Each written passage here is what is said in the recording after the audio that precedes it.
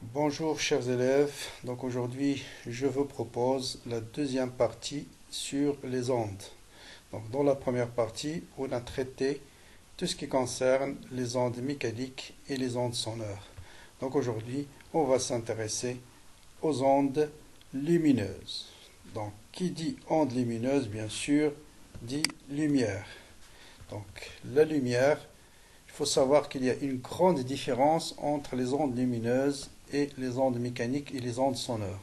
La première grande différence, c'est le fait que les ondes lumineuses, autrement dit la lumière, peut se propager dans le vide. C'est-à-dire qu'il n'a pas besoin d'un support matériel, alors que les ondes mécaniques, ils ont besoin absolument d'un milieu pour se propager. Par exemple, si je vous parlais d'une salle où il y a du vide, personne ne peut vous entendre. D'accord? Donc voilà la première différence entre les ondes mécaniques et les ondes. Bien, donc la lumière, on va distinguer aussi deux types de lumière dans ce chapitre. Il y a ce qu'on appelle la lumière monochromatique. Donc mono, ça veut dire une seule chrome couleur, autrement dit caractérisée par une seule fréquence. Et la lumière polychromatique, il est constitué d'un ensemble de lumière avec différentes fréquences. Poly, plusieurs, chromatique, couleur, et qui dit couleur dit fréquence. Bien. Aussi, quelques remarques d'ordre général. Chaque onde lumineuse est caractérisée par sa fréquence. D'accord? Et la fréquence d'une onde lumineuse ne dépend pas du milieu. Bien sûr, lorsque la source qui émet cette onde, elle est fixe. D'accord? Et c'est ce qu'on traitera uniquement au niveau du baccalauréat. Donc, la fréquence d'une radiation lumineuse ne dépend pas du milieu de propagation, car, bien sûr, des sources immobiles. Quand la source se déplace avec une vitesse v, vous allez voir dans la suite que la fréquence peut changer. Mais, pour le moment, on va traiter que les sources qui sont fixes, et pour ces sources-là, la fréquence ne dépend pas du milieu. Par contre, la longueur d'onde dépend du milieu de propagation. Voilà une deuxième caractéristique de la lumière. 1. Chaque lumière monochromatique est caractérisée par sa fréquence, qui ne dépend pas du milieu. Et à chaque fréquence, on associe une longueur d'onde qui, elle, dépend du milieu. Et dans le vide, la longueur d'onde est donnée par c fois la période, ou bien c sur f. C, c'est la vitesse de la lumière dans le vide. Ou si vous voulez, c est égal à lambda fois f. On a déjà vu cette relation dans les ondes mécaniques. La vitesse est égale à lambda fois la fréquence. Donc c'est exactement la même. C, c'est la vitesse de propagation de l'onde lumineuse dans le vide. Lambda, c'est la longueur d'onde et f, c'est la fréquence. Donc vous avez la même relation que dans les ondes mécaniques.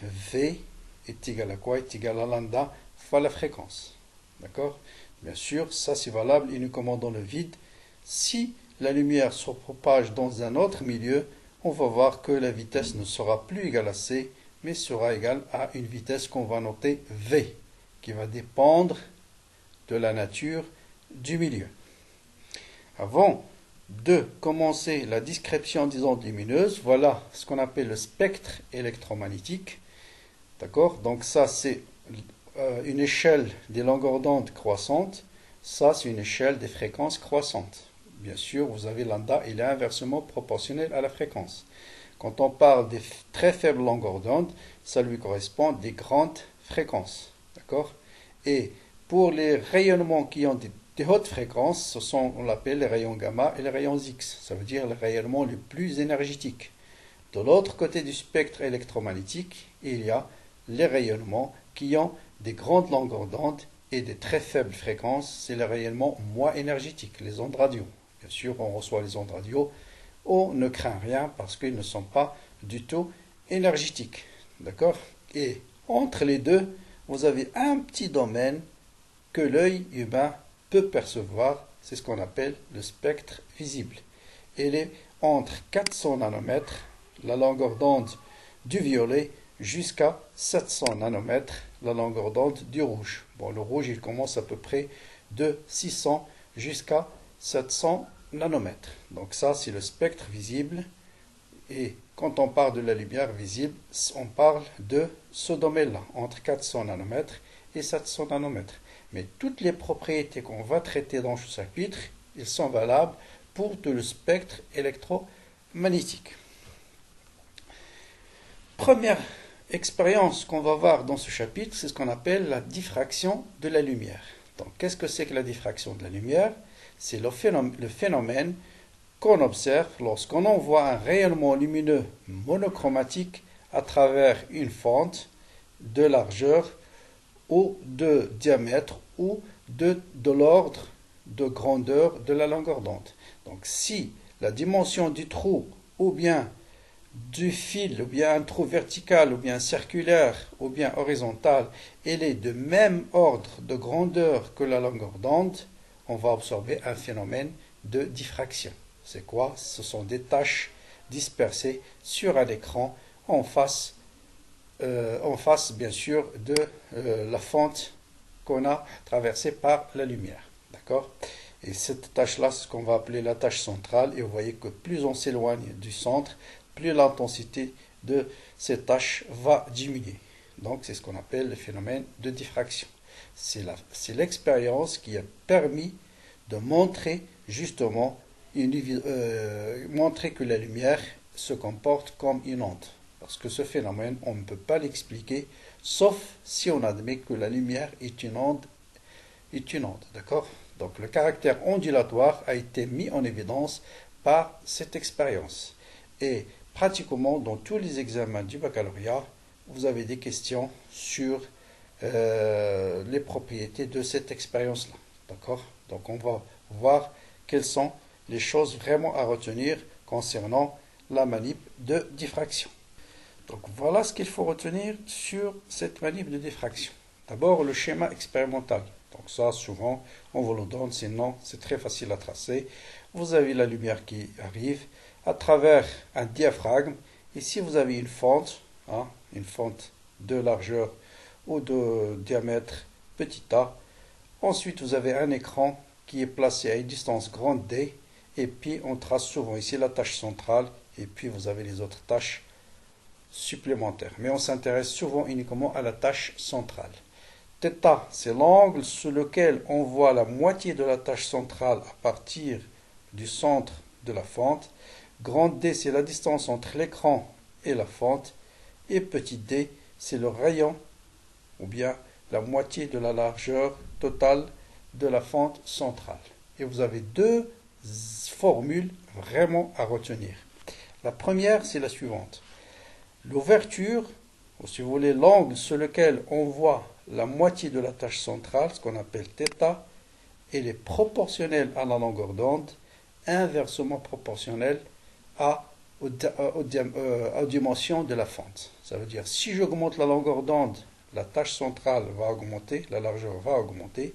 Si j'augmente la largeur de la fente, la largeur centrale va diminuer. D'accord? Donc il est proportionnel à lambda, θ est proportionnel à lambda, inversement proportionnel à 1. La seule formule qu'il faut retenir. Bon, la suivante, vous n'avez pas besoin de l'apprendre par cœur, on la démontre très facilement. Bien sûr, lambda c'est la longueur d'onde, petit a c'est la largeur, diamètre de la fente, il est en mètres bien sûr, et θ c'est en radians. La deuxième formule, on va la calculer en utilisant les règles de trigonométrie très simples. On va calculer tangente θ, et vous voyez bien que tangente θ est égal à quoi? Est égal à petit d sur grand D. Or, c'est quoi petit d? C'est grand L divisé par 2. Donc, tangente θ est égal à grand L divisé par 2 fois d. Or, on travaillera toujours avec des angles très faibles. Donc, tangente θ est de l'ordre de θ. Et par conséquent, θ, qui est égal à lambda sur A, d'après la première expérience, est égal à L sur D, d'après cette deuxième formule. Et donc, on arrive à lambda, cette formule vraiment à retenir par cœur. C'est souvent, soit on vous demande de la démontrer, soit on vous la donne et on va l'appliquer dans certaines applications. Donc, lambda est égal à grand L fois A sur 2D. Donc, ça, tout le monde doit savoir retrouver cette expression-là. Donc, deux relations. La première à retenir, θ égale à lambda sur A.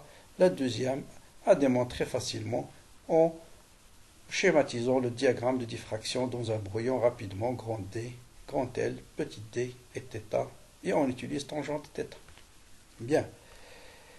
Notez bien, souvent on vous pose aussi des questions de cours sur les conditions de la diffraction. Par exemple, on vous donne la longueur d'onde, on vous donne petit a et on vous dit est-ce que les conditions de diffraction sont vérifiées?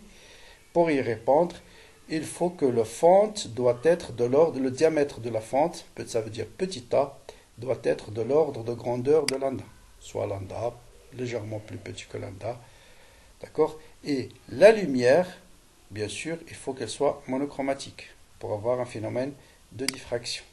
Et le phénomène de diffraction, bien sûr, souvent aussi on vous dit quel phénomène, ou bien quelle est la nature, quelle nature de la lumière peut-on déduire à partir de cette expérience? Et bien sûr, cette expérience met en évidence la nature ondulatoire de la lumière. Souvent, dans les exercices de diffraction, on utilise, souvent on vous donne des courbes. Par exemple, on peut vous donner θ en fonction de 1 sur A. Qu'est-ce qu'on peut déduire à partir de cette relation? Vous voyez bien que θ, c'est égal à lambda fois 1 sur A. Donc 1 sur A, je peux le poser, est égal à grand A, donc est égal à grand A fois lambda. Donc c'est une droite qui passe par l'origine, et la pente de cette droite, tangente de cet angle, c'est lambda. Donc la pente de θ en fonction de 1 sur A, je peux déduire directement la longueur d'onde. Ou bien il se peut qu'on vous donne lambda en fonction de la diamètre, on peut varier le diamètre de la fente et tracer lambda en fonction de A. Dans ce cas-là, la pente, ce sera L sur 2D. Donc vous voyez qu'on peut avoir plusieurs types de droites. Donc voilà une expérience qui met en évidence le phénomène de diffraction avec une seule fente. Vous voyez bien, bon, je vais faire ici, je commence par des longueurs d'onde faibles. D'accord, vous voyez bien, le violet, c'est la plus faible longueur d'onde du visible. Vous remarquez bien, quand j'augmente la longueur d'onde, la largeur de la tache centrale, elle augmente. D'accord? La largeur de la tache centrale augmente. Donc, plus j'augmente la longueur d'onde, plus la largeur de la tache centrale, vous voyez, elle augmente, elle augmente, elle augmente, elle augmente. D'accord? Jusqu'au rouge. Maintenant, je remets une longueur d'onde quelconque, je fais varier la largeur de la fente. Et vous voyez que plus j'augmente la largeur de la fente, j'augmente, vous voyez, la largeur de la tache centrale diminue. Ça veut dire θ est inversement proportionnel à, la largeur de la fente, d'accord, qui est en fait θ, est inversement proportionnelle à la largeur de la fente, à la largeur par laquelle passe bien sûr la largeur des fentes, la largeur à travers laquelle, qui est traversée par la lumière. Donc je reprends, je mets une largeur faible, j'augmente juste, j'ajoute sur la longueur d'onde, vous voyez, quand j'augmente la longueur d'onde, la largeur de la tache centrale augmente. D'accord? Donc θ est proportionnel à lambda. Par contre, quand j'augmente la largeur de la fente, vous voyez, θ diminue. Donc θ est inversement proportionnel à A. Donc c'est la première relation que j'ai dit tout à l'heure. D'accord? Donc c'est la première partie à vraiment bien assimiler, à comprendre dans le chapitre qui concerne les ondes lumineuses, c'est-à-dire le phénomène de diffraction, bien comprendre ce phénomène et savoir démontrer la relation entre θ et LD. D'accord? Donc voilà. Maintenant, deuxième phénomène, c'est ce qu'on appelle le phénomène de réfraction de la lumière. Qu'est-ce qu'on appelle réfraction de la lumière? Eh bien, la réfraction de la lumière, c'est tout simplement le changement de direction que subit un rayon lumineux quand il traverse la surface qui sépare deux milieux. Supposez ici, vous avez l'air et vous envoyez de la lumière, de l'air vers l'eau, dans un verre d'eau qui est rempli avec l'eau. Vous voyez bien que la lumière ne va pas traverser de façon continue. Donc, elle va être réfractée. C'est ce qu'on appelle le phénomène de réfraction. La direction va changer à la surface de l'eau. C'est pourquoi, quand vous observez de l'eau, par exemple, de l'extérieur, vous voyez des objets qui sont très très proches, alors que réellement, ils sont très loin. Donc, c'est dû à ce phénomène de réfraction. Donc voilà quelques notations à retenir dans ce qui concerne la réfraction. Donc ça c'est le plan qui sépare deux milieux, un milieu d'indice N1 et un milieu d'indice N2. L'indice, chaque milieu va être caractérisé par ce qu'on appelle un indice de réfraction. Ça c'est la normale, c'est-à-dire la perpendiculaire à la surface qui sépare les deux milieux. Et notez bien la définition des angles. I1, c'est l'angle entre la normale, c'est-à-dire entre la perpendiculaire et le rayon incident, et non pas cet angle-là. Et I2, c'est l'angle entre le rayon réfracté et toujours la perpendiculaire, et non pas cet angle-là. Donc à bien comprendre la signification de ces deux angles. D'accord? Donc on note I1, l'angle entre le rayon incident et la perpendiculaire qui sépare les deux milieux, et I2, l'angle entre le rayon réfracté et la perpendiculaire qui sépare les deux milieux. Donc vous voyez bien la notion de réfraction par opposition à la réflexion, ça veut dire l'angle qui va être réfléchi, qui veut dire qu'il va revenir dans le même milieu. On a défini qu'est-ce que c'est que l'angle. Bon, cet angle-là, c'est ce qu'on appelle l'angle d'incidence, et cet angle-là, c'est l'angle de réfraction. Donc on va définir maintenant les lois qui régissent cet angle-là et les indices de réfraction. Et c'est ce qu'on appelle les lois de Descartes. Première loi de Descartes, il dit quoi? Le rayon réfracté, le rayon incident et l'anormal appartiennent au même plan.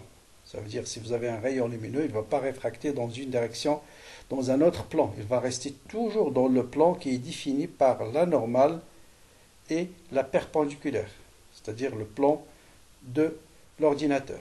Autrement dit, vous ne pouvez pas avoir un rayon qui vient ici et qui va être réfracté vers vous ou bien derrière l'ordinateur. D'accord? Ils appartiennent, c'est-à-dire ce rayon-là, rayon incident, rayon réfracté et la normale, c'est-à-dire la perpendiculaire à la surface qui sépare les deux milieux, appartiennent au même plan. C'est ce qu'on appelle le plan d'incidence.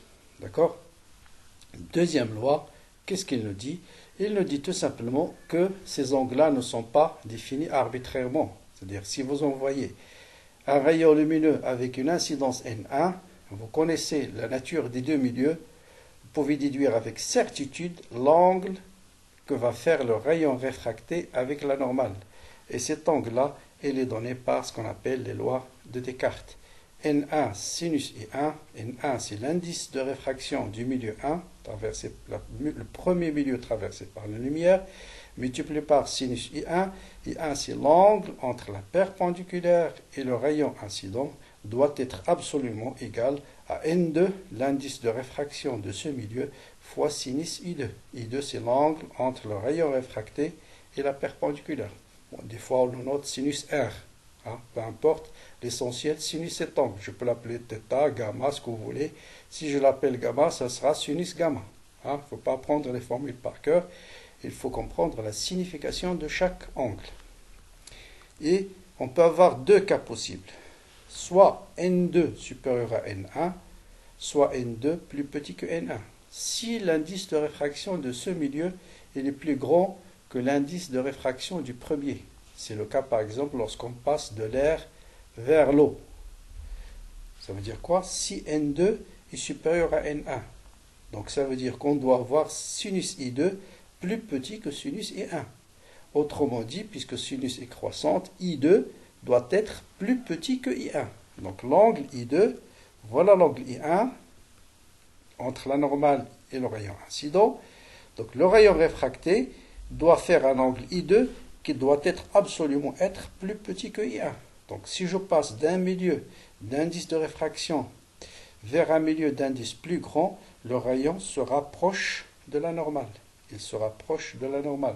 Ça veut dire quoi? Ça veut dire même si j'envoie un rayon avec un angle d'incidence maximum qui est 90 degrés, je vais avoir toujours un rayon réfracté dans le milieu 2. Parce que vous avez I2, il est plus petit que I1. Voyons un peu le deuxième cas. Cas où l'indice de réfraction du milieu 1 est plus grand que l'indice de réfraction du milieu 2. C'est-à-dire j'envoie de la lumière dans le sens inverse. Je suis dans l'eau, j'envoie un rayon lumineux vers l'air. Qu'est-ce qui se passe dans ce cas-là? voilà un rayon d'indice N1. Comme N1 il est plus grand que N2, je dois avoir sinus I1 plus petit que sinus I2. Ça veut dire l'angle I1 doit être plus petit que I2, ou bien I2 doit être plus grand que I1. Or, vous voyez maintenant, quand j'augmente cet angle I1, à un certain moment, cet angle va être égal à pi sur 2. Ça veut dire, si j'augmente encore, j'aurai plus d'angle réfracté. Ça veut dire qu'il existe un angle limite d'incidence dans ce cas-là. Alors que dans ce cas-là, il n'existe pas d'angle limite.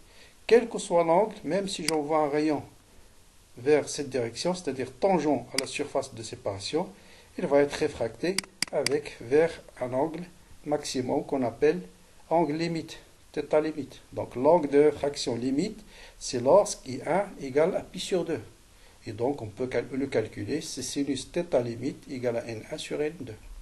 Par contre ici, comme cet angle-là il est supérieur à celui-là, ça veut dire celui-là va arriver à pi sur 2 avant que celui-là arrive à pi sur 2. Donc à un certain moment, si cet angle-là est supérieur à cet angle limite, l'angle, il n'y aura plus de lumière réfractée. Et ça, je vais vous le montrer par expérience tout à l'heure dans le prisme.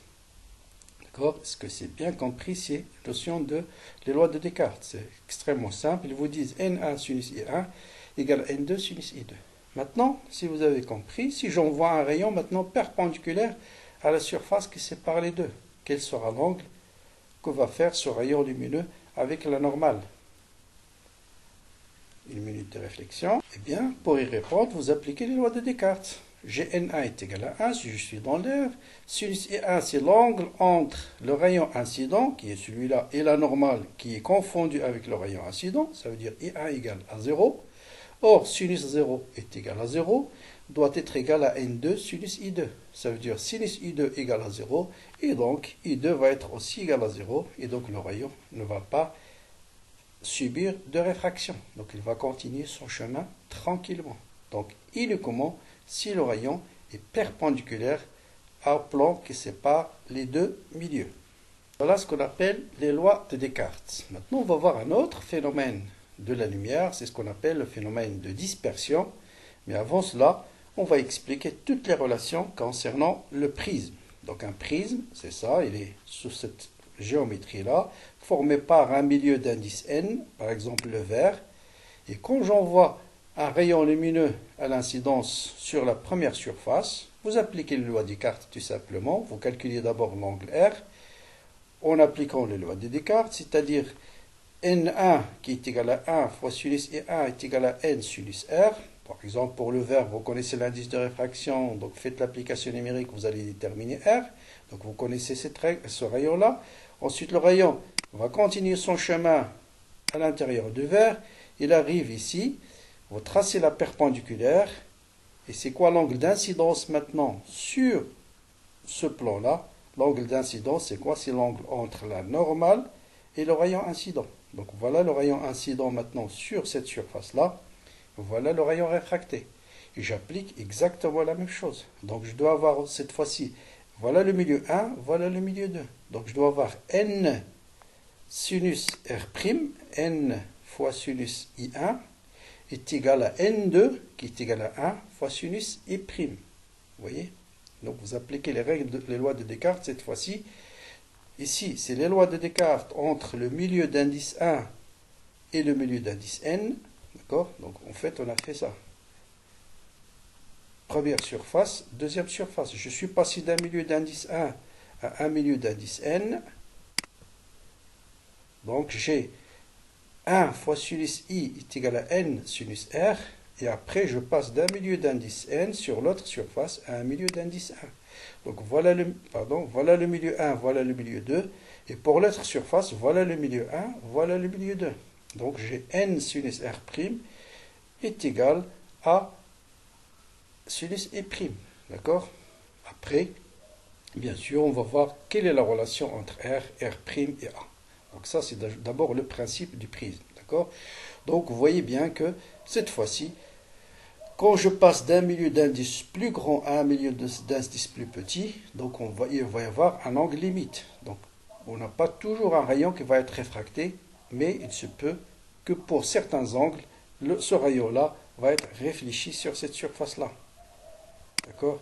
Et dans ce cas-là, vous tracez la normale à ce prisme et vous calculez l'angle réfléchi ici. D'accord? On peut avoir ce schéma-là. D'accord? Voilà. Bien, voilà les relations qu'il faut savoir sur le prisme. On vous donne souvent l'angle au sommet du prisme. D'accord? Ensuite, on envoie un rayon laser. Voilà le chemin. Je vais tracer les normales à la première surface, la normale à la deuxième surface. Je l'appelle I et prime, les points d'intersection avec la première surface, avec la deuxième surface. On va appeler les angles, bien sûr, I, l'angle d'incidence, R, l'angle de réfraction sur la première surface. Ici, R', c'est l'angle en fait d'incidence sur cette deuxième surface. Et I', bien sûr, c'est l'angle de réfraction. Vous voyez bien que les angles sont toujours définis par rapport à la normale. I, c'est l'angle entre la normale et le rayon incident. R, c'est l'angle entre la normale et le rayon réfracté. Ici, R', qui est en fait l'angle d'incidence sur ce plan-là, c'est l'angle entre le rayon incident et la perpendiculaire. Et l'angle réfracté, c'est l'angle entre le rayon réfléchi et la perpendiculaire. Et voilà comment on définit les relations du prisme. C'est très facile à retenir. J'appelle cet angle-là. Vous voyez, cet angle en jaune, c'est quoi? C'est cet angle-là qui est pi sur 2, parce que ça c'est la normale à ce plan, pi sur 2 moins R. D'accord? Donc ça, c'est pi sur 2 moins R. La même chose, cet angle-là est égal à quoi? Est égal à cet angle-là moins R'. Donc ça, c'est pi sur 2 moins R'. Maintenant, si je travaille dans ce triangle-là, j'ai cet angle plus celui-là est égal à pi. La somme des angles d'un triangle est égale à pi. Et vous voyez que A plus pi sur 2 moins R plus pi sur 2 moins R' est égal à pi. Et donc, pi sur 2 plus pi sur 2, c'est pi. Vous simplifiez par pi et vous arrivez très facilement à la première relation du prisme, c'est R plus R' égale à A. Donc vous voyez, si on vous donne par exemple l'angle d'incidence et A, vous pouvez déduire tout de suite. De toute façon, si on vous donne l'angle d'incidence, vous connaissez les indices de réfraction, vous allez déterminer R. Et connaissant A, vous allez déterminer R'. Et connaissant R', j'applique les lois de Descartes et je vais déterminer I'. Vous voyez, je peux tout déterminer maintenant. Il suffit qu'on vous donne l'angle A, l'indice de réfraction et l'angle d'incidence et vous êtes capable de tracer le chemin complet du rayon. On applique les lois de Descartes ici. J'applique 1 fois sinus I est égal à N sinus R, donc je connais l'angle R. J'applique cette relation pour déterminer l'angle R'. Ensuite, j'applique la loi de Descartes pour déterminer I'. Bien. Donc ça, maintenant, on va définir ce qu'on appelle l'angle de déviation. C'est-à-dire l'angle que fait l'angle incident, qui est celui-là, avec l'angle à la sortie du prisme. Et entre les deux, on va définir un angle qu'on appelle D, c'est-à-dire déviation. Ça, c'est la déviation sur le premier plan. Ça, c'est la déviation de rayon par rapport au deuxième plan. Et ça, c'est la déviation totale. Nous, ce qui nous intéresse, c'est la déviation que fait le prisme, mon shore, entre le rayon incident et le rayon réfracté à la sortie du prisme. Et cet angle-là, c'est grand D. Et on peut le calculer tout simplement par la relation suivante. Donc là, je passe sur l'autre plan pour calculer grand D. Vous voyez, grand D, c'est celui-là, et c'est cet angle-là. Grand D, c'est cet angle-là. Et vous voyez que cet angle, c'est l'angle extérieur au triangle IHI'. Ce triangle-là, cet angle-là, c'est l'angle extérieur à ce triangle. Ça veut dire cet angle-là, D, va être égal à cet angle-là, plus celui-là. Or, cet angle est égal à quoi? Est égal à celui-là, moins R. Et celui-là, tout cet angle-là, c'est I. C'est angle opposé. Donc cet angle est égal à I moins R. Vous voyez, c'est I moins R. Ensuite, j'ajoute cet angle-là, qui est le même que celui-là, moins R'. Et celui-là, c'est I'. Donc I' moins R'. Et vous voyez que D se calcule facilement. Donc D est égal à I moins R plus I' moins R, qui est égal à I plus I' moins R plus R'. On vient de montrer que R plus R' est égal à A. Donc D est égal à I plus I' moins A. Donc voilà la deuxième relation du prisme. Donc la première, c'est A est égal à R plus R'. La deuxième, c'est I plus I' moins A. Donc je reprends d'où vient cette relation. Ce qu'on appelle l'angle de déviation, c'est l'angle entre la suite du rayon incident, on suppose qu'il n'est pas dévié, voilà, et l'angle entre le rayon incident et l'angle réfracté à la sortie du prisme. Et l'angle entre les deux, c'est ce qu'on appelle l'angle de déviation du prisme. D'accord? Le rayon à l'intérieur du prisme, voilà la direction de la lumière, à la sortie, voilà la direction. Et l'angle entre la direction à l'entrée et la direction à la sortie, c'est ce qu'on appelle D. Et je reprends, le calcul est simple. Vous voyez que D, c'est l'angle extérieur à ce triangle. Donc c'est égal à ce triangle-là, cet angle plus celui-là. Celui-là, c'est I moins R. Celui-là, c'est I' moins R'. Et en utilisant R plus R' égale à A, voilà la deuxième relation du prisme. Maintenant, pourquoi on a introduit le prisme? Parce qu'il va nous aider à mettre en évidence une autre propriété de la lumière, c'est le phénomène de dispersion. Donc, c'est quoi le phénomène de dispersion? Donc, d'abord, on va rappeler, on l'a dit tout à l'heure, chaque radiation monochromatique est caractérisée par deux choses, la fréquence et la longueur d'onde. Et dans le vide, la longueur d'onde est donnée par quoi? Est donnée par la vitesse divisée par la fréquence. La longueur d'onde, c'est la vitesse divisée par la fréquence. C'est la même relation que nous avons vue pour les ondes mécaniques. Autrement dit, la vitesse, c'est égal à la longueur d'onde fois la fréquence. Donc ça, c'est la fréquence qu'on appelle nu. D'accord? Maintenant, dans un milieu transparent, comme le verre, la vitesse de la lumière n'est plus égale à C. La vitesse de la lumière change suivant la nature du milieu. Et dans un milieu, par exemple dans le verre, la vitesse de la lumière devient C sur N. Autrement dit, l'indice de réfraction d'un milieu, c'est le rapport entre la vitesse de la lumière dans le vide et la vitesse de la lumière dans ce milieu. Donc, d'accord? Donc, l'indice de réfraction, par définition, N est égal à quoi?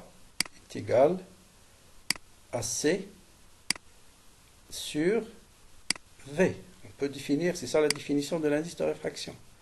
L'indice de réfraction d'un milieu, c'est le rapport entre la vitesse de la lumière dans le vide et la vitesse de la lumière dans ce milieu. D'accord? Puisque la vitesse de réfraction, maintenant, vous voyez que l'indice de réfraction est lié à la vitesse. Donc, je peux calculer la longueur d'onde dans ce milieu transparent. Donc, ça, c'est la longueur d'onde dans le vide. Donc, la longueur d'onde dans le milieu transparent, par définition, est égale à la vitesse de la longueur d'onde divisée par la fréquence. D'accord? Ici, on a dit C sur F parce qu'on est dans le vide. Mais si on est dans un autre milieu, la longueur d'onde, par définition, c'est toujours la même définition, c'est la vitesse de la longueur d'onde divisée par la fréquence. Or, la vitesse est égale à quoi? Est égale à C sur N. Donc, je remplace la vitesse par C sur N. Et C divisé par la fréquence, c'est tout simplement lambda 0, la longueur d'onde dans le vide. Et vous voyez que la longueur d'onde change suivant la nature, suivant l'indice de réfraction du milieu. D'accord? Donc, il change, autrement dit, l'indice de réfraction varie avec la longueur d'onde. L'indice de réfraction, d'accord, dépend maintenant de la longueur d'onde. Bien, donc cette relation aussi, souvent, on vous demande de la démontrer, il faut absolument le connaître, la relation entre la longueur d'onde dans le vide et la longueur d'onde dans un milieu. Vous voyez bien que la longueur d'onde diminue lorsqu'on passe du vide vers un milieu d'indice n, parce que l'indice de réfraction il est toujours supérieur à 1. D'accord? Maintenant, on va passer à l'expérience de réfraction. Donc l'expérience de réfraction, donc ça c'est la normale. D'accord? Donc vous voyez bien que si j'envoie la lumière blanche On va voir que cette expérience va mettre en évidence le fait que la lumière blanche n'est pas une lumière monochromatique, c'est une lumière polychromatique. Elle contient plusieurs longueurs d'onde. Comme on le met en évidence, on envoie ces longueurs d'onde avec le même angle d'incidence. Il arrive à la surface du prisme. Comme l'indice de réfraction va changer suivant la longueur d'onde, d'accord? Donc si j'ai ici plusieurs longueurs d'onde, chaque longueur d'onde va avoir un indice de réfraction différent. Or, si l'indice de réfraction est différent, d'après les lois de Descartes, si n change, bien sûr, r va changer. D'accord? I, il est le même pour toutes les longueurs d'onde. Mais chaque longueur d'onde va avoir chaque longueur d'onde va avoir un indice différent, parce que l'indice n dépend de la longueur d'onde. C'est ce qu'on appelle un milieu dispersif. Et si la longueur d'onde est grande, d'accord, vous voyez bien que si lambda est grande, si lambda pour la lumière qui possède une grande longueur d'onde, l'indice n va être très petit. Et si n est petit, d'accord, si r va être très grand. D'accord? La longueur d'onde, on a dit pour une longueur d'onde très grande, c'est-à-dire le rouge, d'accord? Pour le rouge, va avoir un R très grand. D'accord?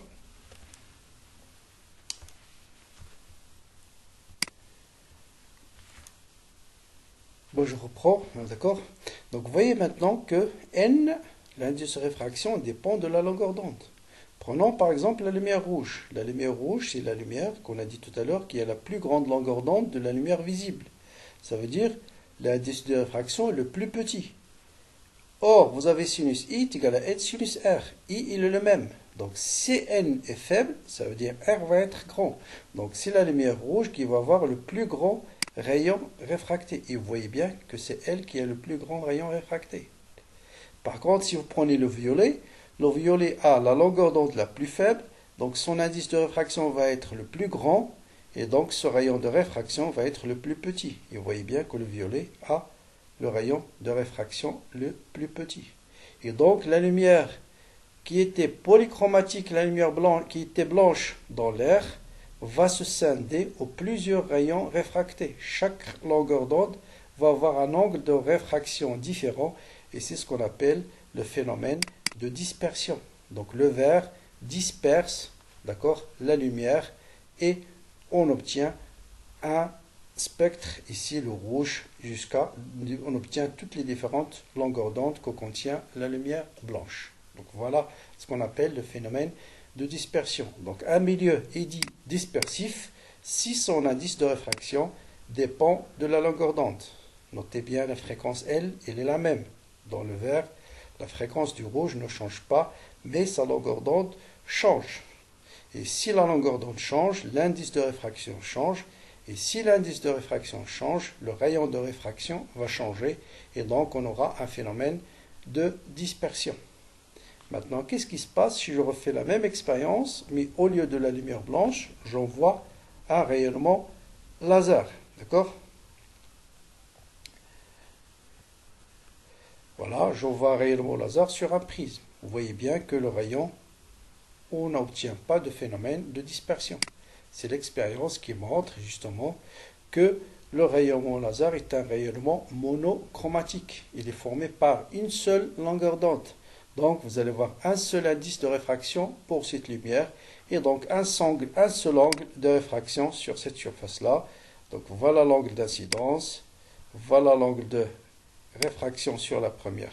Et pour tracer ici, vous tracez la perpendiculaire, bon, désolé, je n'ai pas bien tracé, la perpendiculaire, voilà l'angle d'incidence, voilà l'angle de réfraction sur l'être surface. D'accord? Donc ça veut dire, autrement dit, une lumière polychromatique, on ne peut pas avoir de phénomène de dispersion. Bon, si vous avez un problème où on vous propose un prisme, un problème qui étudie le prisme, voilà la méthode à suivre, hein, la méthode qui vous permet d'exploiter les relations du prisme. Donc si on vous donne par exemple l'indice de réfraction, l'angle de prisme, l'indice de réfraction, l'angle du prisme au sommet bien sûr, et l'angle d'incidence. Voilà, il faut suivre ces étapes-là. Je l'ai expliqué tout à l'heure. Donc, utilise d'abord les lois de Descartes sur cette première interface. Donc, vous avez sinus I est égal à n sinus R. Donc, on peut calculer le rayon R. Connaissant A, or, sachant A est égal à R plus R', donc on va déduire R'. Connaissant R', j'utilise à nouveau les lois de Descartes, mais cette fois-ci sur l'autre surface. J'ai sinus E' est égal à n sinus R', donc je peux déterminer E'. Et connaissant E', I et A, on peut déterminer l'angle de déviation. Vous voyez qu'on peut tout déterminer. Par contre, si on vous donne par hasard I', A et N, il faut faire les mêmes étapes, mais il faut commencer par 4, ensuite 3, 2, 3 et ainsi de suite. Bon, ça d'ailleurs 1, 2, 3 et non pas 1, 3, 2. Donc voilà. D'accord, si vous avez I', A et D, donc connaissant D, vous allez déterminer, et A et I', vous allez déterminer I, d'accord, et ainsi de suite. Donc connaissant I, bon, je vous laisse le soin de suivre les mêmes étapes, mais dans le sens inverse, c'est-à-dire 2, 3, 1, 4. Effectivement, c'est 2, 3, 1, 4. D'accord, donc si on vous donne, je répète, si on vous donne I', A et N, on commence par l'étape 2. Hein. Connaissant I', bien sûr, N, utilisant les lois de Descartes, vous allez déterminer I'. Hein, ce qu'on avait fait sur cette surface, cette fois-ci on va le faire sur l'autre surface. Si je connais E', bien sûr, je peux déterminer, je peux déterminer ici R', d'accord? D'accord, hein? Bien, une fois qu'on a déterminé R', bien sûr, on va appliquer R est égal à A moins R', donc on connaît R. Si je connais R, j'applique la relation A, je peux déterminer I. Et si je connais I, bien sûr, je reviens à la relation 4 et je peux déterminer A. Vous voyez que l'ordre chronologique, on peut appliquer soit les relations 1, 3, 2, 4, soit 2, 3, 1, 4. Bien. Quelques remarques d'ordre général. Une onde lumineuse et la longueur d'onde la plus élevée dans le visible, c'est bien sûr le rouge. Un indice de réfraction, et pour le rouge, il a l'indice de réfraction le plus faible, d'accord? Autrement dit, ça concerne la radiation rouge. Donc c'est la lumière rouge qui est la plus déviée par rapport à la normale, vous voyez, hein, qui est la plus déviée par rapport à la normale. Voilà la normale. Je l'ai pas tracé ici. Pardon. Aïe. Voilà la normale. Voilà. Et vous voyez que la lumière rouge, c'est celle la plus déviée par rapport à la normale. C'est la moins déviée par rapport au rayon incident. Donc ça, c'est le rayon incident. Donc c'est la moins déviée par rapport au rayon incident. Bon, ça, tout ça, on peut les déduire, comme j'ai dit, en appliquant les lois de Descartes. Donc voilà un peu ce qu'on appelle le phénomène de dispersion. Comment démontrer les relations qui concernent le prisme et comment calculer l'angle de déviation. Donc voilà maintenant l'expérience du prisme. Donc vous voyez, je commence par la lumière monochromatique. Donc je change l'angle d'incidence et vous voyez bien que l'angle de déviation, de réfraction change et on peut déterminer l'angle entre le rayon incident et le rayon réfracté. On peut déterminer l'angle de déviation. Si je prends maintenant la lumière blanche, vous voyez qu'on obtient ce qu'on appelle le phénomène de dispersion. Et vous voyez bien que c'est le rouge qui est dispersé, qui est l'angle de déviation le plus petit. Ensuite, le violet, l'angle de déviation le plus grand. Bien, tout à l'heure, je vous ai dit, quel que soit l'angle d'incidence, quand je pars d'un milieu d'indice plus petit vers un milieu d'indice plus grand, quel que soit l'angle d'incidence, vous avez toujours un rayon réfracté. Quel que soit l'angle d'incidence. Maintenant, vous allez voir que pour cette longueur d'onde et cet indice de réfraction, quand je augmente l'angle d'incidence ici, vous voyez à un certain moment, vous voyez que cet angle, pardon, je vais le fixer quelque part ici. Hop, voilà ici. Vous voyez que ici, l'angle d'incidence, cette fois-ci entre ce milieu d'indice plus grand que le deuxième milieu, il tend vers pi sur 2. Et à un certain moment, vous n'allez plus avoir l'angle de réfraction. Vous voyez, ça c'est l'angle limite. Maintenant, voilà, vous voyez, c'est l'angle limite. Voilà, c'est-à-dire l'angle de réfraction ici est égal à pi sur 2. Et pour des angles plus grands, il n'y aura plus de réfraction. Plutôt, vous allez avoir une réflexion sur cette surface et puis une réflexion sur l'autre. Donc voilà, on reprend la lumière blanche et vous voyez ce qu'on appelle le phénomène de dispersion. Donc vous voyez, phénomène de dispersion. Maintenant, on va faire un petit exercice d'application. De toute façon, je vais vous proposer une autre vidéo prochainement où je vais essayer de traiter tous les baccalauréats qui ont été proposés sur les ondes lumineuses depuis 2008 jusqu'à 2019, à l'image des vidéos que j'ai déjà postées, où j'ai traité par exemple tous les sujets sur le nucléaire depuis 2008 jusqu'à 2019, tous les sujets sur les ondes mécaniques depuis 2008 jusqu'à 2019. Bientôt, je vais faire la même chose pour les ondes lumineuses. Mais en avant-goût, on va traiter par exemple un examen type, le rattrapage 2012. On va dans le schéma de diffraction. Donc là aussi, je peux donner une remarque, je ne l'ai pas dit lors du cours. Notez bien que lorsque la fente elle est verticale, le schéma de diffraction il est horizontal. Et inversement. Donc la fente elle est horizontale, vous allez avoir un schéma de diffraction vertical. Ils sont toujours opposés. Bon voilà, on vous laisse le soin de lire l'énoncé. Ici on a fait un fil. L'essentiel des données sont la longueur L1 de la tâche centrale. On vous donne la distance D entre l'écran et la fente. Et on vous donne la largeur de la fente avec laquelle passe le laser avant qu'il soit diffracté. Donc vous voyez les questions classiques. Quelle est la condition que doit satisfaire la longueur d'onde pour avoir le phénomène de diffraction? Quelle nature de la lumière mise en évidence par cette expérience? Exprimer lambda en fonction de L1, D et A. Je peux vous dire ces trois questions, ils sont pratiquement toujours les mêmes dans les exercices de diffraction. Maintenant, voilà une application. On remplace, on a fait l'expérience avec une fente. Cette fois-ci, vous allez voir, l'une des utilisations de la diffraction, c'est de permettre de mesurer la taille des objets qui sont microscopiques, qu'on ne peut pas mesurer par une règle. On met à la place de la fente, par exemple, un fil de diamètre très très faible et connaissant sa tâche centrale et connaissant la même chose mais avec une autre fente qu'on connaît, par exemple avec 0,06, on va voir qu'on peut déterminer la largeur de ce fil. Bien. Bon, là, j'ai donné rapidement les solutions, les conditions que doit satisfaire la largeur de la fente. Bien sûr, il faut qu'elle soit de même ordre de grandeur de la longueur d'onde. Quelle expérience met en évidence, quelle est la nature mise en évidence par cette expérience? C'est la nature ondulatoire. Et ça, on l'a déjà parlé dans la vidéo. Ça, c'est des formules absolument, tout le monde doit savoir les retrouver facilement. Donc, je répète, seule chose qu'il faut retenir, c'est θ égale à lambda sur A. Mais ça, vous pouvez le démontrer facilement, même, c'est pas la peine de le retenir. Rapidement, vous notez tangente θ est égale à petit d sur grand D, et petit d, c'est L sur 2.